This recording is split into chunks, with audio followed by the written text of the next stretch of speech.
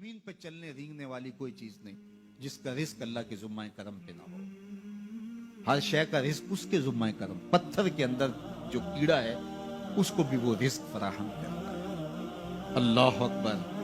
ہم تو کاروبار پہ جا رہے ہوتے ہیں, ہماری تو فیکٹری ہوتی ہے, ہماری تو ملازمت ہوتی ہے, دفتر جا رہے ہوتے ہیں اور ہمیں وہاں رزق ملنا ہوتا ہے. لیکن پرندوں کی تو کوئی فیکٹری نہیں ہوتی, ان کا تو کوئی دفتر نہیں ہوتا. جب صبح چلتے ہیں تو خالی پیٹ ہوتے ہیں, کبھی بھوکے نہیں آئے.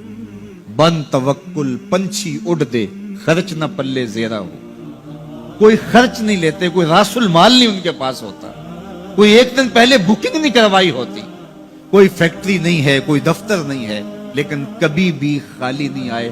فرمایا اللہ پر توکل کرنے کا جو حق ہے اگر وہ تم ادا کرو تو وہ تمہیں ایسے رزق عطا کرے جیسے پرندوں کو عطا کرے. تو یہ بات ذہن میں رکھیے گا کہ رزق اللہ کا ذمہ کرم ہے. اس کے لیے ہمیں یہ حکم دیا ہے کہ ہم کاوش کریں, اس کے لیے راستے ڈھونڈیں, لیکن اس کو اپنے اوپر طاری کر لینا یہ دانش مندی نہیں ہے. تو اس لیے سب سے بڑی ضرورت حضرت انسان کی ہدایت. اب اگر تقوی اختیار کر لے بندہ تو پھر یہ سب سے بڑا مسئلہ جو انسان نے خود سمجھا ہوا ہے یہ خود بخود حل ہو جاتا ہے. وَمَن يَتَّقِ اللَّهَ يَجْعَل لَّهُ مَخْرَجًا. جو اللہ سے ڈرنے لگ جاتا ہے اللہ راستے کشادہ کر لیتا ہے. وَيَرْزُقْهُ مِنْ حَيْثُ لَا يَحْتَسِبُ. اللہ اس کو وہاں سے رزق دیتا ہے جہاں اسے گمان بھی نہیں ہوتا. یہ تقوی کا عملی نتیجہ ہے, اور یہ وعدہ میرا نہیں ہے, یہ وعدہ میرے رب کا ہے, اور اللہ کے وعدے سچے ہیں. یہ کسی مفکر نے, یہ کسی معاشیات کے ماہر نے نہیں بتایا کہ تم یہ کرو گے تو یہ نتیجہ ہوگا. ماہر معاشیات کے مشورے کو ہم قبول کرتے ہیں کہ یار اس نے معاشیات کو پڑھا ہے, اس نے جو بتایا ہے وہ اس کا نتیجہ وہی ہوگا.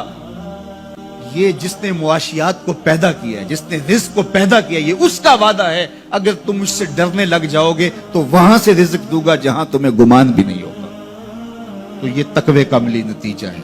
تو اللہ کے محبوب علیہ الصلوۃ والسلام نے ارشاد فرمایا میں تمہیں تقوی کی وصیت کرتا ہوں, یہ تیرے تمام امور حیات کے لیے خیر و برکت کا ذریعہ ہے.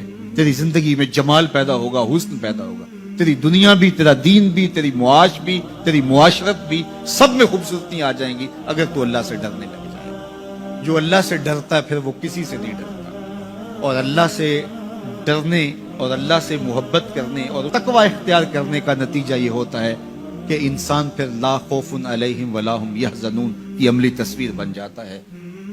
اچھا, یہ ایک جامع بات تھی جو حضرت ابو ذر رضی اللہ تعالیٰ عنہ کو حضور نے بتائی, لیکن ان کی طلب تھی, موقع ملا تھا حضور کی چوکھٹ پہ حاضری کا, تو دامن طلب پھیلایا تھا, تو کہا اب مانگ رہے ہیں تو پھر کم کیوں مانگیں ہیں, آج وہ مائل بعطا اور بھی کچھ مانگ.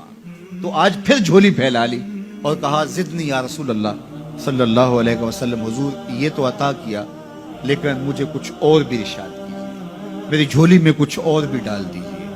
تو آقا کریم علیہ الصلوۃ والسلام نے ارشاد فرمایا علیک بتلاوت القرآن وذکر اللہ. میں تمہیں دو چیزیں بتاتا ہوں, ایک تو قرآن مجید کی تلاوت کو معمول زندگی بنا لو, اور دوسرا اللہ کا ذکر یہ اپنی زندگی میں اتار لو. جب تم قرآن مجید کی تلاوت اور ذکر الہی شعار حیات بنا لو گے تو آسمان میں تیری باتیں ہوا کریں گے, اور زمین میں تیرے لیے روشنیاں پھیل جائیں گی. یہ تیرے لیے زمین میں نورانیت کا سبب ہوگا اور آسمان میں تیرا ذکر پھیل جائے گا. قرآن مجید کی تلاوت, قرآن مجید کے ساتھ شغف پیدا کیجئے اور اپنی زندگی کو قرآن مجید کے ساتھ جوڑ لیجیے.